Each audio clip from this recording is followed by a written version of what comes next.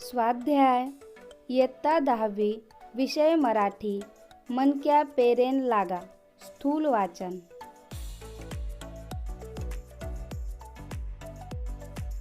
प्रश्न पहिला, खालील संकल्पनांमधील सहसंबंध स्पष्ट करा।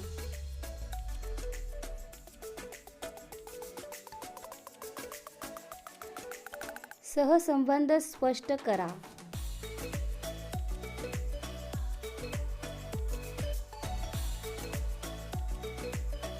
बीचे झाड होणे, माणसाचे माणूसपण जागे होणे,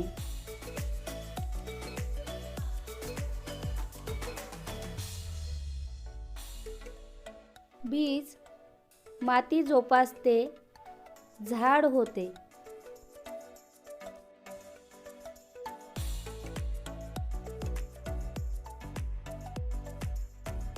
माणूस प्रगल्भता, माणुसकी।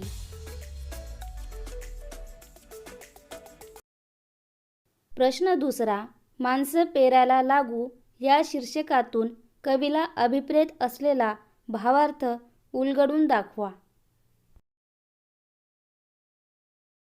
कवी वीरा राठोड यांनी मनक्या पेरेन लागा या कवितेत बीज व माती यांचा जिव्हाळ्याचा स्नेहभाव व्यक्त करताना माणसे पेरण्याचा बहुमोल सल्ला दिला आहे। त्यांनी माती व बीज यांच्या प्रतीकातून एक सुंदर विचार मांडला आहे।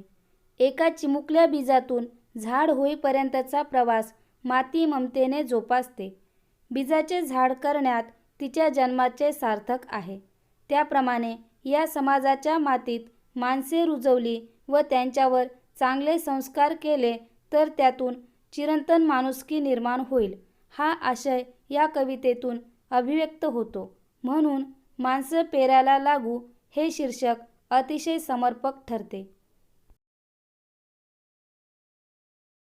प्रश्न तिसरा, माणसे पेरा माणुसकी उगवेल या विधानाचा तुम्हाला समजलेला अर्थ लिहा। मातीत बीज पेरलं की मातीच्या कष्टमय मायेतून त्याचे झाड होते। माती त्या बीजाला सगळ्या नैसर्गिक आपत्तींपासून वाचवते, दुष्काळाशी लढते, बीजाची मायेने निगराणी करते। या सर्व प्रक्रियेतून बीजाचा वृक्ष होतो।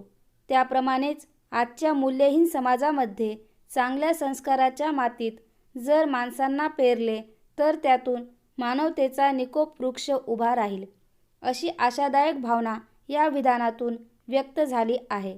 नवविचारांच्या नवसमाजात माणुसकीला बहर येईल व मानवजात सुखी होईल, असा सर्जनशील आशय माणसे पेरा माणुसकी उगवेल या विधानातून व्यक्त होतो।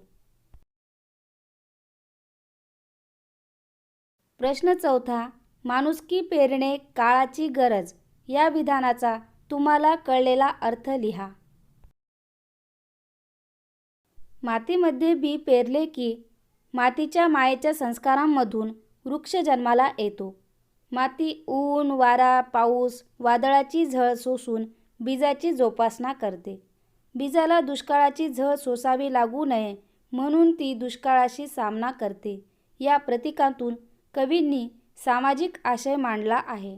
आज भ्रष्टाचार, दैन्य, अंधश्रद्धा व इतर धर्मांध घटक यामुळे समाज पोखरलेला आहे व त्यात माणुसकी लयाला जात आहे। अशा या आधुनिक काळात माणसांवर चांगले संस्कार होऊन माणुसकी निर्माण होणे आवश्यक आहे। म्हणून माणुसकी पेरणे म्हणजेच विवेकी माणूस निर्माण करण्याची आजच्या काळाची गरज अधोरेखित होते। कवितेची मध्यवर्ती कल्पना। मूळ बंजारा बोलीभाषेतील ही वीरा राठोड यांची कविता आहे। बीजाचे मातीशी घट्ट नाते जडते व त्यातून झाड रुजते। हा बीजापासून सुरू होणारा झाड होईपर्यंतचा प्रवास कवितेत वर्णिला आहे। बीजासारखी माणसे पेरूया म्हणजे त्यातून माणुसकी रुजेल, असा आशावाद या कवितेत मांडला आहे। कवितेचा भावार्थ.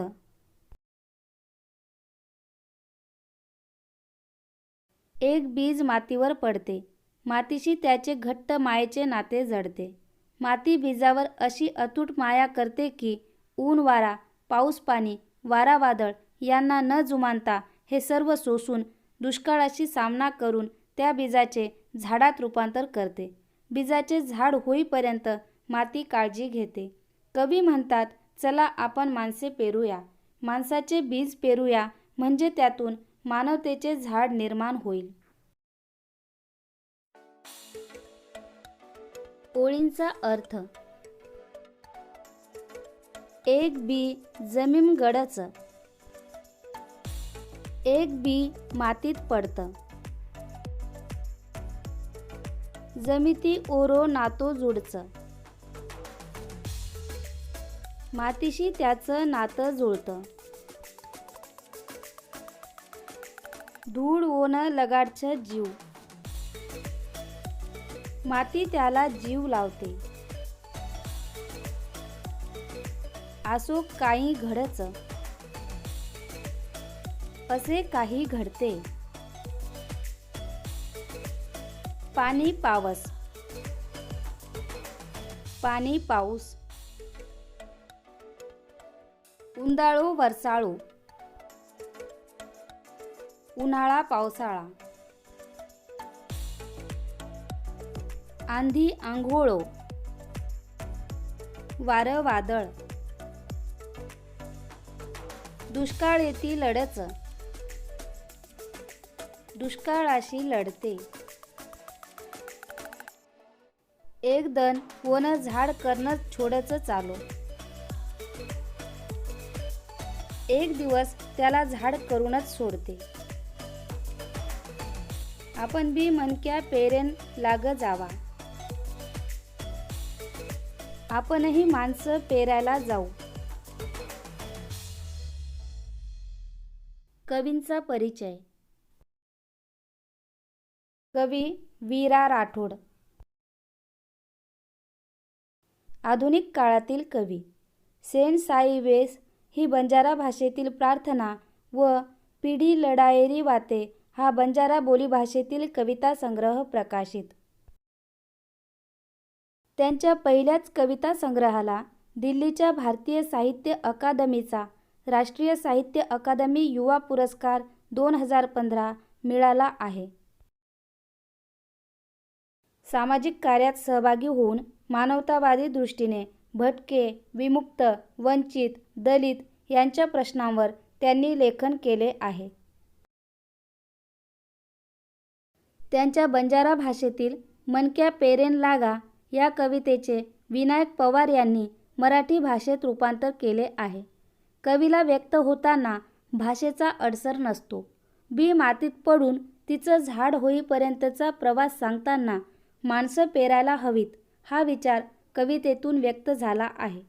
कवी अभिव्यक्त होत असताना त्यांच्या कविमनावर झालेले भाषिक संस्कार व त्यांची उपजत प्रतिभा यांचा कस लागत असतो.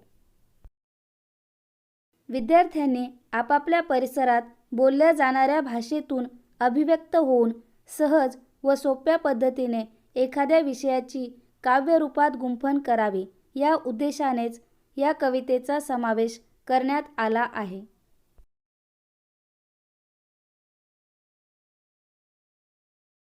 वाचा, विचाराचं संतुलन हवं. माणसाचं मन एक अजब यंत्रणा आहे. अनेक परस्पर विरोधी भावना आणि विचार प्रवाह तिथे वास करत असतात. पण बहुतेक वेळा आपण नकारात्मक भावना आणि छळवादी विचारांच्या अंमलाखाली वावरतो. त्यामुळे आपण निष्क्रिय तरी होतो किंवा हातून चांगलं काम घडत असलं तरी त्यातून आनंद, आत्मविश्वास आणि समाधान मिळत नाही. अशा नकारात्मक भावना व विचार मनातून नष्ट व्हावेत अशी इच्छा बाळगून वावरतो. ते शक्य असतं का? प्रत्येक नाण्याला दोन बाजू असतात.